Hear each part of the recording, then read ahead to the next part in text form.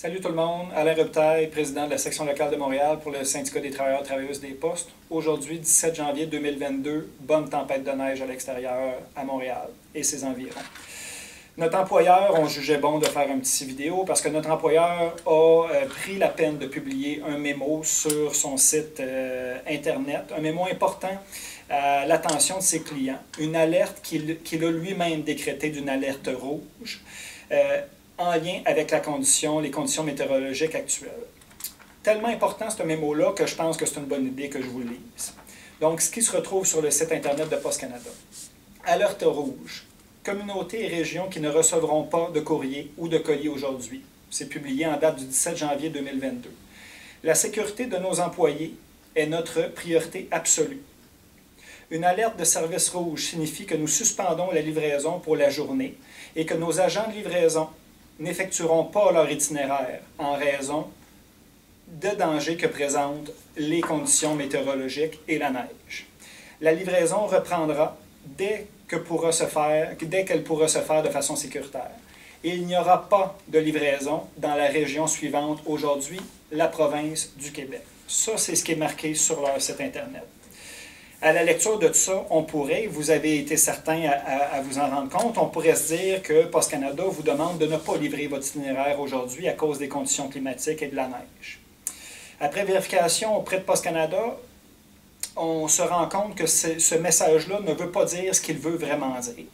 En fait, ce que l'employeur vous dit de faire, c'est de faire des tentatives sur le terrain, de faire une tentative de livraison comme quand il y a 2-3 cm de neige, alors qu'on a une situation tout autre. On trouve que c'est honteux de voir Poste Canada essayer de se donner une bonne image auprès des clients parce que ce mémo-là, il est adressé à sa clientèle, se donner une bonne image d'employeur, se plaçant un employeur exemplaire face à ses employés et de la santé et sécurité des employés, en jouant par le fait même avec votre santé et sécurité sur un message qui est faux.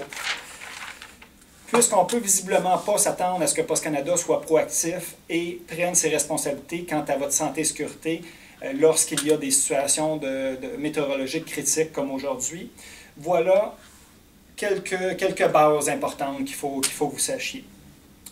Lorsque vous constatez, par exemple, que les conditions de la route sont dangereuses quand vous êtes en véhicule postal, que les trottoirs sont impraticables, pas déneigés, que les marches ou l'allée piétonne se rendant à vos clients ne sont pas déneigées. Lorsque vous constatez que vous mettez votre santé et sécurité à risque, comme ça peut être le cas une journée comme aujourd'hui, quand il y a une bonne accumulation de neige qui se fait au cours de la journée et que les conditions météo se dégradent. C'est tout à fait normal que vous vous sentiez en droit de ramener une partie de votre courrier à l'installation postale si vous vous sentez à risque de vous blesser sur la route. Aujourd'hui, 17 janvier, Poste Canada a menti à ses clients et ils l'ont fait sur votre dos. Rappelez-vous-en la prochaine fois que Poste Canada va se dire sincère pour votre santé et sécurité.